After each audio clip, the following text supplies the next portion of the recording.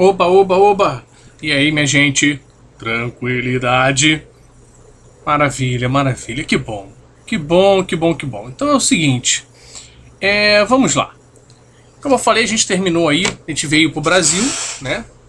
Viu aí, a gente estava vendo a ascensão do nazifascismo. Aí viu a Segunda Guerra. Aí veio pro Brasil para ver mais ou menos o que estava acontecendo naquele período. E vamos até o final da Era Vargas, que coincide com o final da Segunda Guerra.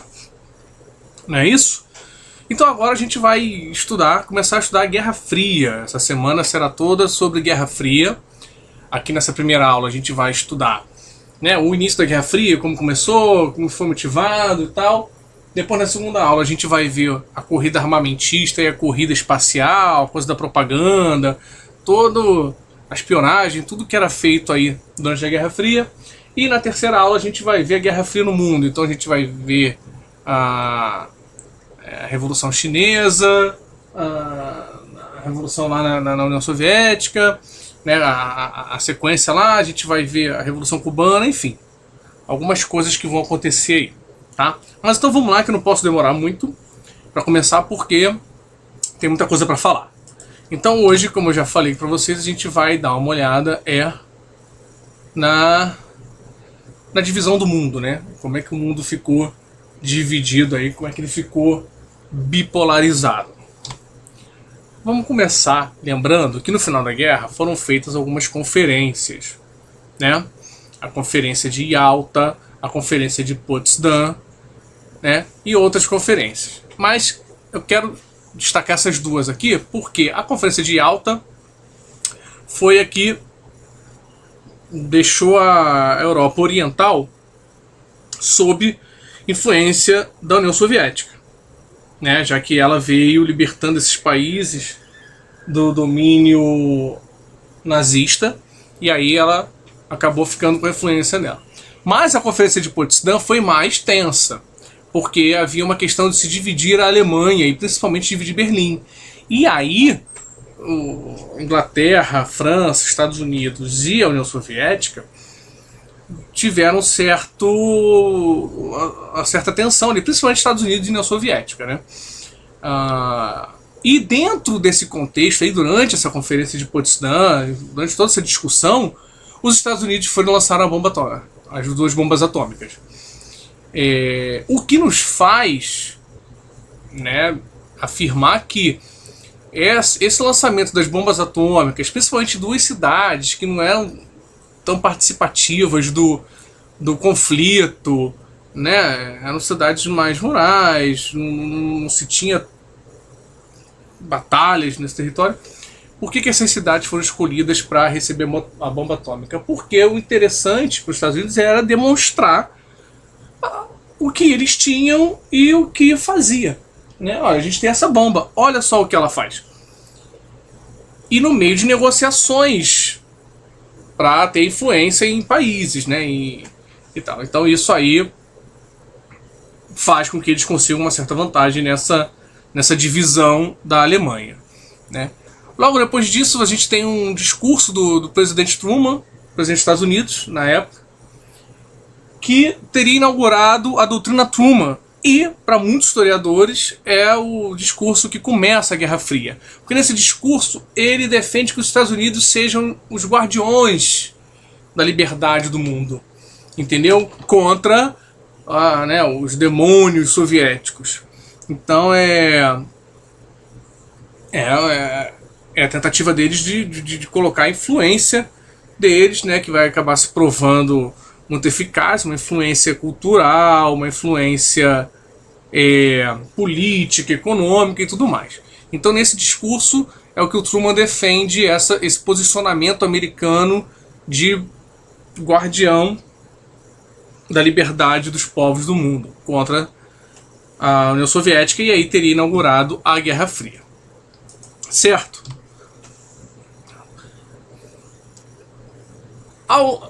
No desenrolar disso, a gente vai ter aí alguns planos e algumas associações entre esses blocos, né? A gente vai ter aí o Plano Marshall e a Comecon.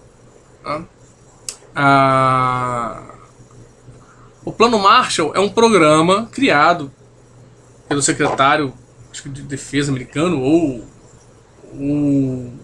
na verdade, do desenvolvimento, da economia, enfim. Acho que o secretário-geral americano cria o Plano Marshall. O que é isso? É um programa que vai investir na recuperação econômica da Europa. Por quê?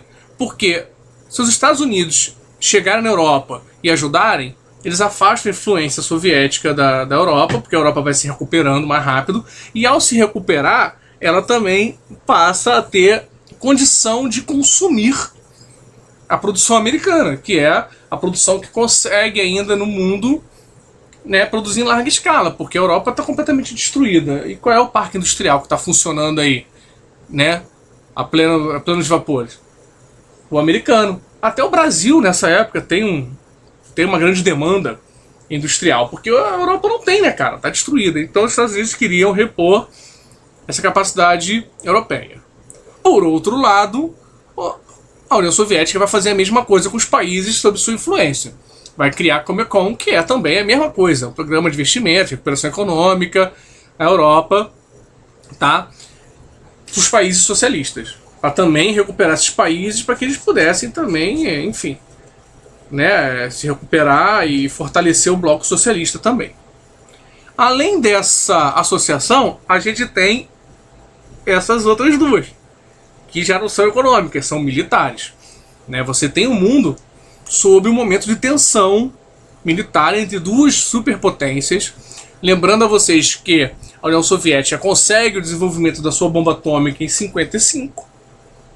E aí ela meio que equivale às forças destrutivas, né, em relação aos Estados Unidos. Né? Lembrando que na próxima aula eu vou discutir também um pouco disso. Ela sai na frente em alguns setores, por exemplo, a corrida espacial, a União Soviética sai na frente. Tá?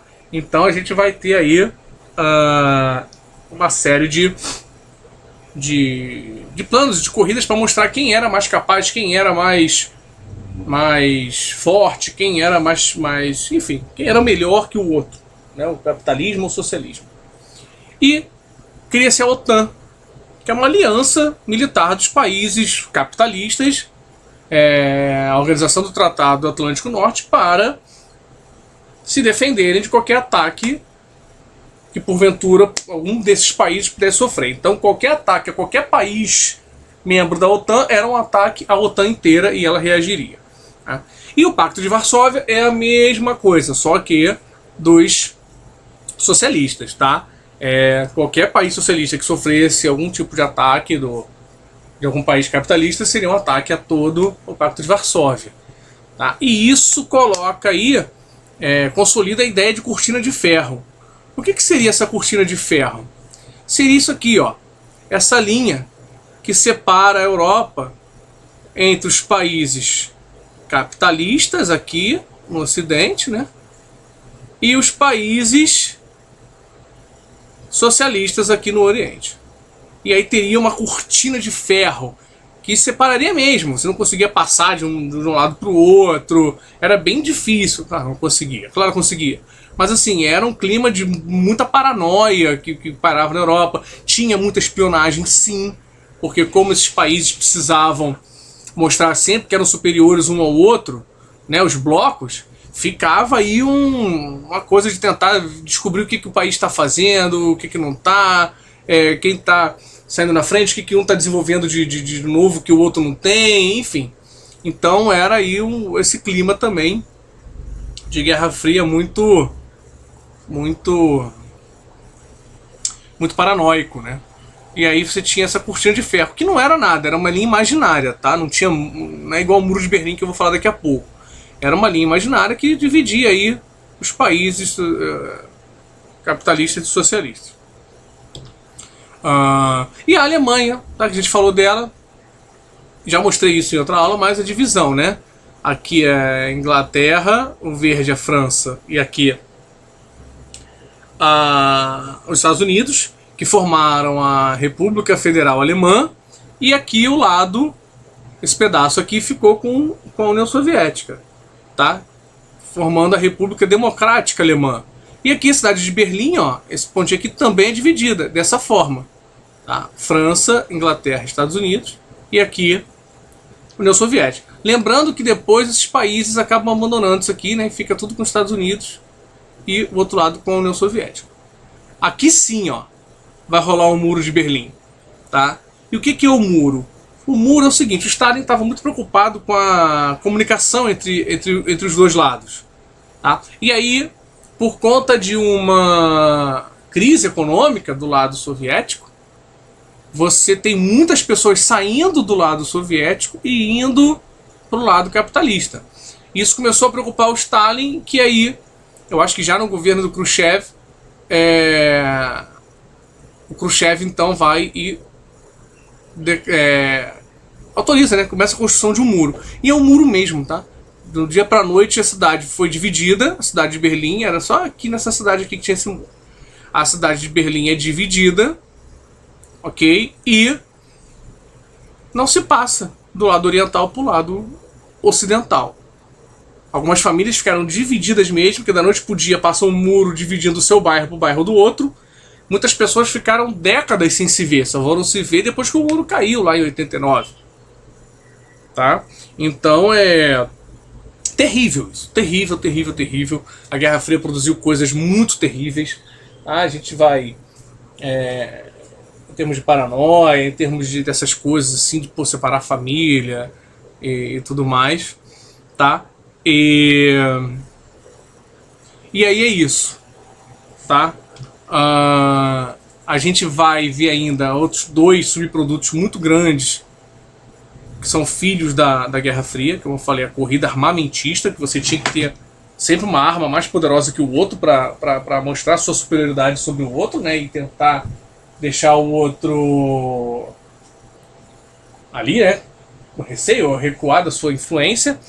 A corrida espacial, que era uma forma de se mostrar uma superioridade tecnológica, né, que a gente vai falar, eu vou falar bem devagar disso na próxima aula, né, quero uma aula só para falar disso, que eu acho importante.